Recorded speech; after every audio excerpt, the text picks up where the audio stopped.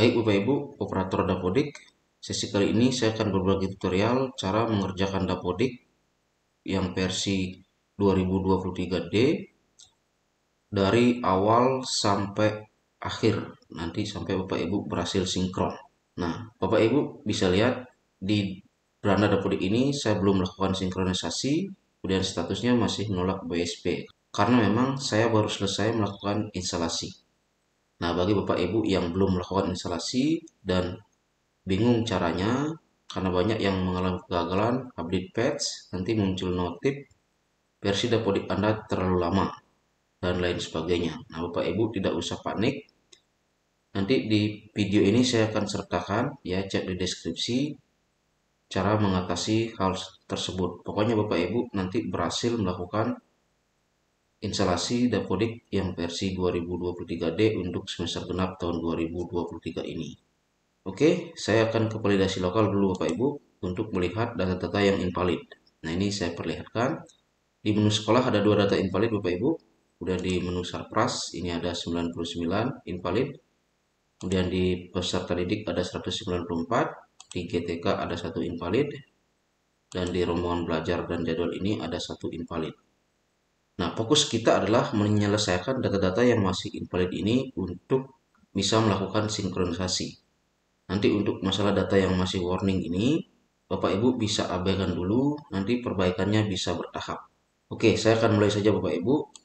Untuk menyelesaikan data yang invalid di menu sekolah ini, Bapak Ibu silakan klik menu sekolah di bagian kiri tadi. Nah, ini ada data periodik, ada data sanitasi. Bapak Ibu silakan inputkan waktu penyelenggaraannya. Ini disesuaikan dengan di sekolah Bapak Ibu masing-masing, yang mana yang cocok. Kemudian sumber listriknya, kemudian dayanya, silakan diinputkan. Kemudian, nah di sini tadi yang di beranda itu muncul status BOSP masih menolak. Nah, ini pastikan Bapak Ibu di sini centang apakah bersedia menerima BOSP, centang iya. Nah, kemudian sertifikasi ISO-nya ini disesuaikan dan akses internetnya. Nah, ini diisi Bapak Ibu. Ya, kalau sudah klik simpan. Nah, udah lagi satu di data sanitasi. Ini untuk sumber airnya, tinggal pilih dari mana sumber airnya, disesuaikan. Kemudian sumber air minumnya. Ini untuk data-data ini silahkan dibaca baik-baik, nanti Bapak Ibu sesuaikan ya. Nah, untuk data yang isi bintang merah ini, yang tulisannya read only, ini tidak bisa Bapak Ibu edit di sini. Nanti input di menu Sarpras. Ini dilewati saja.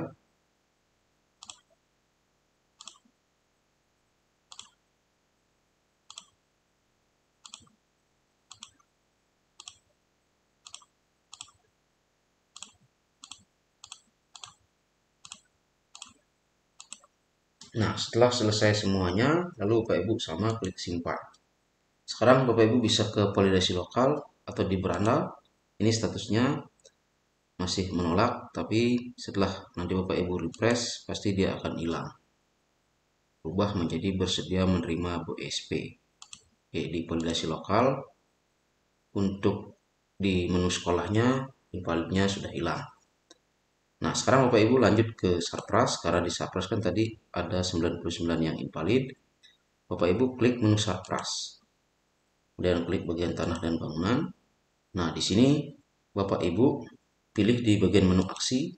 Di sini ada salin data periodik. Nah, kalau misalnya ada perubahan data di Sarprasnya ini, nanti Bapak Ibu boleh kerjakan belakangan. Sekali lagi, fokus kita adalah menyelesaikan dulu yang data-data masih invalid. Oke, lalu klik saja Bapak Ibu. Nah, muncul nanti seperti ini. Apakah Anda yakin? Ya, saya yakin akan menyalin data yang dari semester ganjil ke semester 2. Karena tidak ada perubahan data yang signifikan di sekolah kami. Oke, sekarang lihat lagi di validasi. Apakah mau berubah Bapak Ibu? Ya, di refresh dulu ya. Sarpras. Nah, sudah langsung 0 Bapak Ibu. Berarti sekali klik sudah langsung beres semuanya. Kemudian sekarang di peserta didik. Nah, ini ada 194. Bapak Ibu klik menu yang peserta didik, kemudian ini muncul peserta didik, klik lagi. Nah, ini klik saja oke Bapak Ibu. Nah, di sini Bapak Ibu tinggal di menu kiri bawah ini ada juga salin data periodik. Ini muncul notif seperti ini, apakah yakin akan menyalin? Klik iya, karena kan masih sama dari semester 1 ke semester 2. Sekarang cek di validasi lagi. Nah, tentu di refresh dulu Bapak Ibu. Di Sapra sudah, di peserta didik. Nah, tinggal satu saja. Nah, ini invalid karena memang belum masuk di rombongan belajar. Sekarang lanjut untuk memasukkan peserta didik ke rombongan belajar biar hilang invalidnya ini. Bapak Ibu klik di bagian rombongan belajar.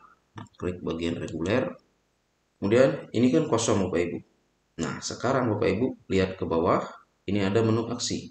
Silakan diklik. Nah, ini muncul tulisan lanjutkan semester. Silakan diklik lanjutkan semester.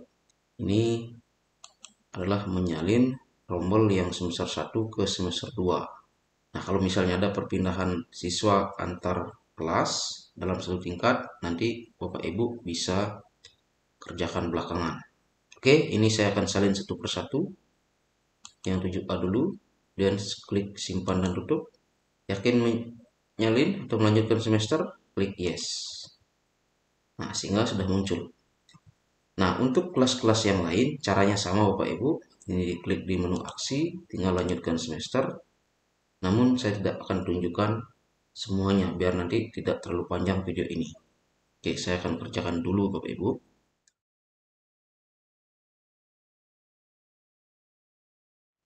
Nah, ini saya sudah berhasil melanjutkan semester untuk semua rombel. Kemudian, boleh lagi cek di validasi. Ini di refresh. Langsung ke GTK. Langsung ke peserta didik ya. Nah, ini sudah tidak ada yang invalid. Kemudian di GTK, tadi kan ada invalid 1. Itu juga sudah langsung hilang Bapak Ibu. Nah, sekarang fokus kita adalah di sini. Di rombongan belajar. Tadi kan rombelnya kosong, sekarang sudah ada 6 rombongan belajar. Namun, belum memiliki pembelajaran. Nah, sekarang klik lagi di rombongan belajar. Ini klik reguler. Nah, ini sekarang.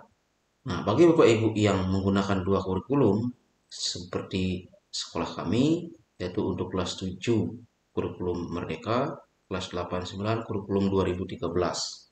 Untuk mengisi pembelajarannya ini nanti akan ada sedikit perbedaan. Secara umum sama, cuma perbedaan nanti di nama mapelnya.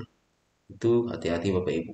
Oke, saya akan contohkan dulu penginputan pembelajarannya. Ya, diklik salah satu baris, kemudian Bapak Ibu klik pembelajaran. Nah, ini untuk kurikulum Merdeka Bapak Ibu. Nah, yang pertama, silakan Bapak Ibu pilih mapelnya. Nah, ini kan pendidikan agama, ya pendidikan agama apa di sekolah Bapak Ibu. Ini diklik 2 kali, kemudian dipilih PTK yang mengajar. Kemudian SK mengajar, ini adalah nomor SK yang diinputkan. Ya, saya akan ketikkan dulu.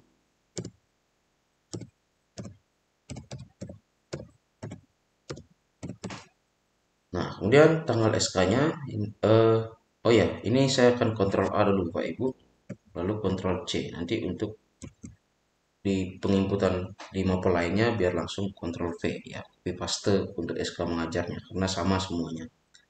Kemudian klik di tanggal SK 2 kali, ini dipilih tanggal SK-nya tanggal berapa. Nah, kemudian untuk jamnya di rombel kurikulum Merdeka ini 000 semua Bapak Ibu, tapi di kanan ini ada jam maksimal yang diperbolehkan. Nah, ingat untuk kurikulum Merdeka kalau di sekolah kami secara umum juga seperti itu Bapak Ibu. Ini saya inputkan saja jam maksimal. Ya, ini di blok lalu diganti dengan angka. Ya, jumlah jam yang terinput di sini samakan saja dengan jumlah jam maksimal yang ada. Namun dalam pembelajaran realnya ini nanti 2 jam tatap muka di kelas, kemudian masing-masing guru mapel 1 jamnya itu digunakan untuk proyek P5. Nah, kalau sudah Bapak Ibu, lalu klik lagi di mapel berikutnya. Nah, ini pendidikan Pancasila karena di rombel kurikulum Merdeka namanya pendidikan Pancasila, sama klik 2 kali, lalu pilih GTK atau guru yang mengajar. Lalu SK mengajarnya, karena tadi saya sudah Ctrl C, sekarang tinggal Ctrl V ya. Seperti ini. Kemudian pilih tanggalnya. Kemudian sama klik 2 kali blok, lalu ketikkan angkanya biar jam maksimalnya ini sama. Oke. Nah, ini masih muncul merah-merah seperti ini, artinya data ini belum tersimpan Bapak Ibu. Nanti kalau Bapak Ibu close ini, maka data ini akan hilang, sehingga Bapak Ibu ngulang lagi dari awal. Nah, ini saya akan inputkan dulu semuanya, baru nanti akan menyimpan sekaligus. Nah, untuk penginputan mapel-mapel berikutnya, saya tidak akan perlihatkan karena caranya sama Bapak Ibu, nanti biar video ini tidak terlalu panjang.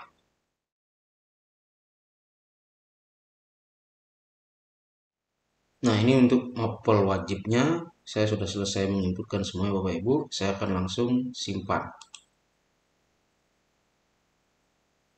Oh ya, lagi satu belum Bapak Ibu, yaitu proyek penguatan profil pelajar Pancasila. Nah, ini ingat di kurikulum Merdeka ada proyek P5. Ini cara penginputannya sama.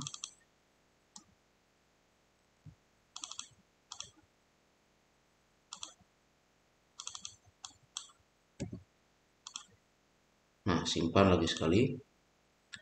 Sehingga jumlah jam total rombolnya itu 41 untuk mapel wajib.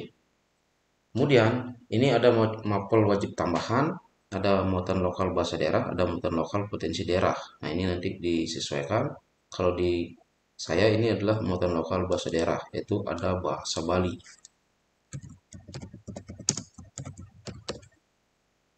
Ya, ini sudah diganti. Kemudian ini sama, pilih GTK yang mengajar, kemudian nomor SK-nya, kemudian tanggal SK-nya,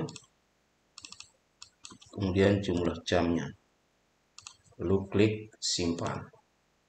Sehingga total jam romolnya menjadi 43. Kemudian jangan lupa lagi Bapak Ibu untuk menginput guru BK. Nah, kalau di sekolah Bapak Ibu ada guru BK, silakan diinput. Ini klik tambah. Dan di sini pilih yang mapel tambahan. Yang bawah ini kan muatan lokal, ini tidak dihitung sebagai beban mengajar. Nah, klik mapel tambahan, kemudian simpan.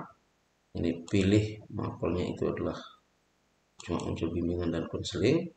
Ini boleh diganti, boleh dibiarkan untuk nama mata pelajaran ini. Saya akan biarkan dan SK mengajarnya yaitu nomor SK-nya. Kemudian pilih PTK-nya. Kemudian tanggal SK-nya.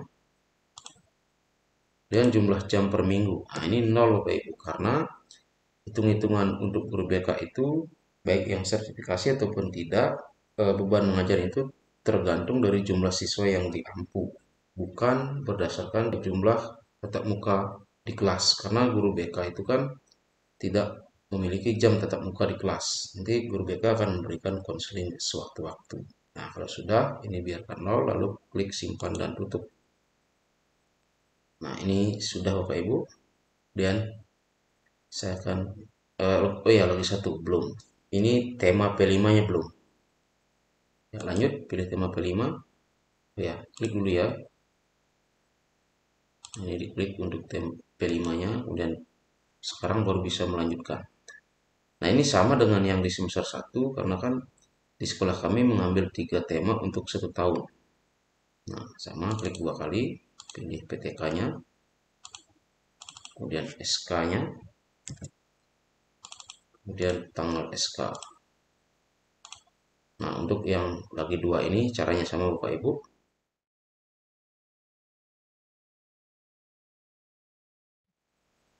Nah, ini saya sudah selesai menginputkan untuk PTK dan SK mengajar serta tanggal SK-nya. Ini diklik simpan Bapak Ibu. Untuk PTK-nya ini adalah koordinator project P5 yang saya pakai. Oke, klik simpan. Ya, untuk penginputan atau pengisian pembelajaran di rombel kelas 7, 7A ya, sudah selesai, saya akan close. Nah, untuk di 7B, kelas 8, nah ini saya akan perlihatkan yang di kelas 8 dulu, yang kurikulum 2013-nya. Untuk di 7A, untuk di 7B nanti sama dengan 7A. Nah, ini juga secara umum sama Bapak Ibu. Ini tinggal dipilih, cuma nanti bedanya adalah di nama mapelnya. Ini yang beda. Kemudian menginput jam mapel wajib tambahan, kemudian menginput guru BK. Caranya sama. Nah, ini saya tidak akan perlihatkan videonya secara penuh Bapak Ibu, biar nanti tidak kepanjangan, karena cara pengisian pembelajaran di masing-masing rombel ini ya sama. Cuma bedanya kurikulum 2013 dan kurikulum merdekanya nanti di nama mapelnya saja yang sedikit ada perbedaan. Oke, saya akan lanjut dulu Bapak Ibu menginput pembelajaran di kelas 7B. Tapi nanti saya tidak akan perlihatkan videonya Bapak Ibu.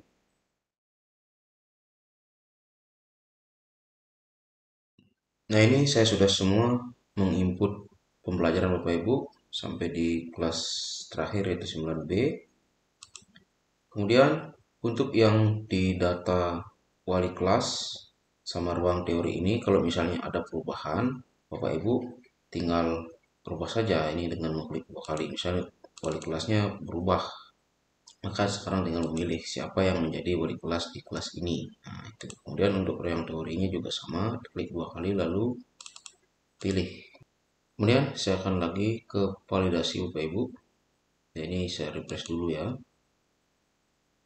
Lalu ke validasi, saya akan cek di validasi lokal, yaitu di rombongan belajar dan jadwal. Nah, ini sudah semua hilang invalidnya. Ini sudah 0 semua Bapak Ibu. Nah, langkah berikutnya Bapak Ibu adalah tinggal menginput jadwal. Nah, untuk jadwal, klik saja ini menu jadwalnya. Di sini pilih ruangnya, ya misalnya mulai dari kelas 7, itu kurikulum merdeka. Saya akan cari dulu jadwal saya.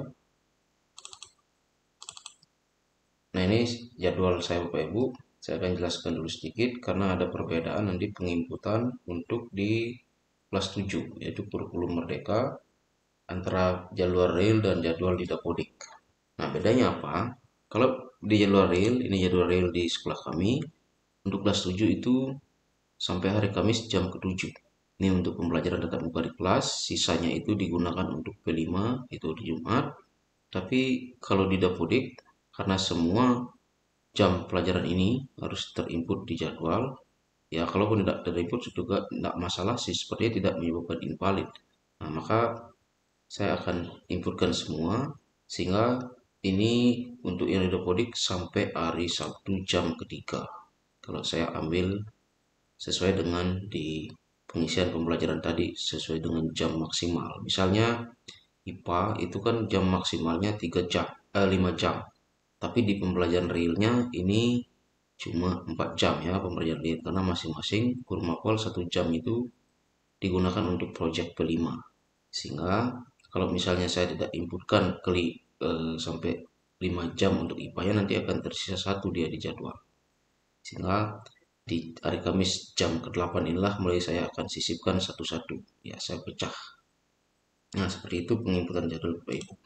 Nah, ini untuk yang pertama, Senin misalnya, ini tinggal ditambah. Mapelnya itu adalah PJOK. Lalu dikurangi 1 jadi 2, simpan.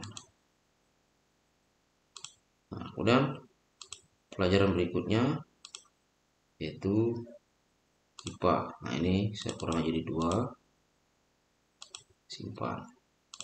Nah, dan seterusnya, ini caranya sama Bapak Ibu, saya tidak akan perlihatkan sampai nanti di kelas terakhir, yaitu di kelas 9B, setelah semua jadwal itu terinput, Bapak Ibu ke beranda lagi.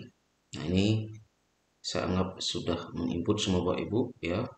Saya akan refresh dulu ke validasi, terus validasi lokal lagi.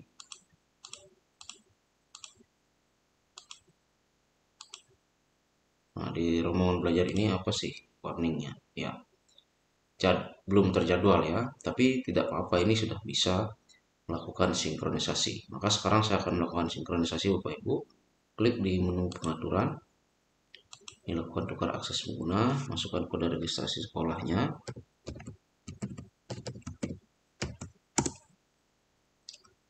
Lalu pilih nama Capsec.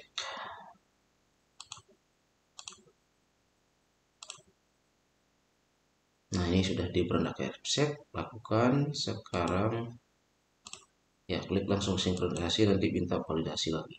Oke, validasi semuanya. Kalau sudah tidak ada yang invalid berarti sudah bisa melakukan sinkron. Ya, fokus kita adalah menyelesaikan yang invalid tadi. Oke, sudah semua tervalidasi dengan data invalid 0 semuanya, maka langsung klik sinkronisasi. Klik iya. Klik lanjut.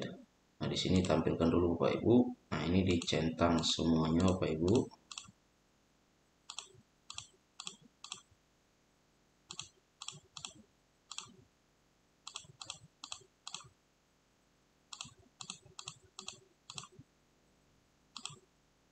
Nah, kemudian konfirmasi isian Dapodik diklik, lalu lanjut sinkron.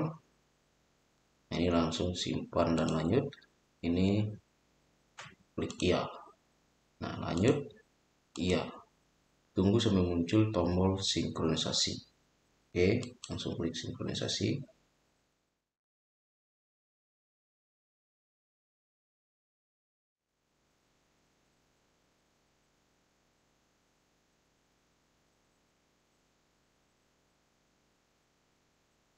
Nah, ini sudah selesai melakukan sinkronisasi Bapak Ibu. Saya akan refresh dulu. Nah, sehingga sekarang muncul 1 kali sinkronisasi. Semoga video ini membantu Bapak Ibu. Semoga bermanfaat. Jika ada pertanyaan, silakan lakukan di kolom komentar. Terima kasih.